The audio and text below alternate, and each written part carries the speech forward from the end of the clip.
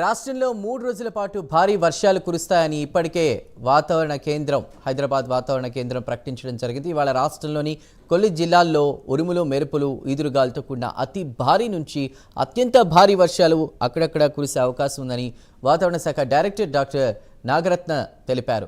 ఇవాళ కొమరం భీం, ఆసిఫాబాద్, మంచిర్యాల, నిర్మల్, పెద్దపల్లి జిల్లాల్లో అతి నుంచి అత్యంత భారీ వర్షాలు కురిసే అవకాశం ఉన్నందున ఈ జిల్లాలకు రెడ్ అలర్ట్ జారీ చేసినట్లు తెలిపారు. ఆదిలాబాద్, నిజామాబాద్, జగిత్యాల, జయశంకర్, భూపాలపల్లి, ములుగు, భద్రాద్రి, కొత్తగూడెం జిల్లాల్లో భారీ నుంచి అతి భారీ వర్షాలు కురిసే అవకాశం ఉందని వెల్లడించారు. ఈ జిల్లాలకు ఆరెంజ్ హెచ్చరికల్ని జారీ చేసినట్లు తెలిపారు.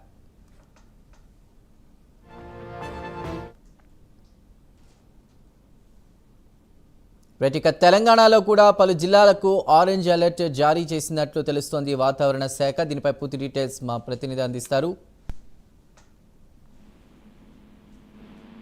రైట్ చందు, చూసుకుంటే ఇటు తెలంగాణలో కూడా భారీ వర్షాలు కురవనున్నట్లుగా వాతావరణ శాఖ అధికారులు అంచనాకు వచ్చిన పరిస్థితి కనిపిస్తుంది. బంగాళాఖాతంలో ఏర్పడినటువంటి అల్పపీడన ప్రభావం ఏదైతే ఉందో ఆవర్తనం కూడా కొనసాగుతుంది. మరో 24 గంటల్లో ఇది అల్పపీడనంగా కూడా మారే అవకాశం ఉన్నట్లుగా వాతావరణ శాఖ అధికారులు అయితే భావిస్తున్నటువంటి పరిస్థితి కనిపిస్తుంది. ఇది చూసుకుంటే 2 తెలుగు రాష్ట్రాల్లో ఇటు తెలంగాణతో పాటు ఆంధ్రప్రదేశ్ లో కూడా విరివిగా వర్షాలు కురిసే అవకాశం ఉన్నట్లు కూడా వాతావరణ శాఖ అధికారులు అయితే అంచనాకు వచ్చిన పరిస్థితి కనిపిస్తుంది. ప్రస్తుతం అయితే తెలంగాణలో 2 రోజుల నుంచి కురుస్తున్నటువంటి ఏవైతే భారీ వర్షాలు ఉన్నాయో భారీ వర్షాల కారణంగా హైదరాబాద్ లోని పలు ప్రాంతాలన్నీ కూడా జలమయమైనటువంటి పరిస్థితి కనిపిస్తుంది. ముఖ్యంగా చూసుకుంటే ఇక్కడ ఉన్నటువంటి ఫ్లైఓవర్స్ కానీ అలాగే అక్కడ ఉన్నటువంటి రహదారులు, అక్కడ ఉన్నటువంటి డ్రైనేజీలన్నీ కూడా పొంగి పొరులుతున్నటువంటి పరిస్థితి కనిపిస్తుంది. మూసీ నదికి కూడా వరద నీరు అయితే పోటెత్తిన పరిస్థితి కనిపిస్తుంది. ముఖ్యంగా చూసుకుంటే తెలంగాణలో ఇప్పటికే 6 జిల్లాలకైతే ఆరెంజ్ అలర్ట్ జారీ చేయడంతో పాటు మరో 14 జిల్లాలకి ఎల్లో అలర్ట్ కూడా జారీ చేసినటువంటి పరిస్థితి అయితే కనిపిస్తుంది. అయితే ఎడతెరిపి లేకుండా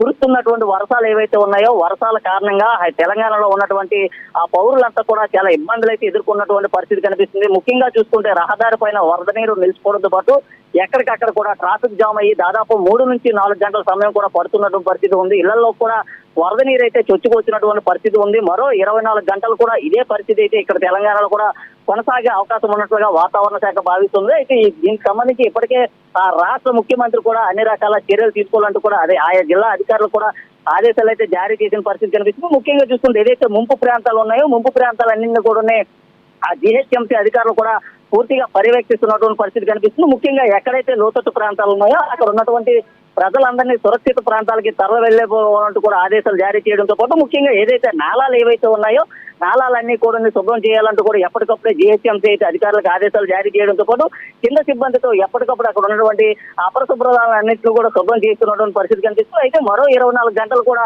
భారీ వర్షాలు కురిసేటటువంటి అవకాశం ఉంటుంది. Thank you.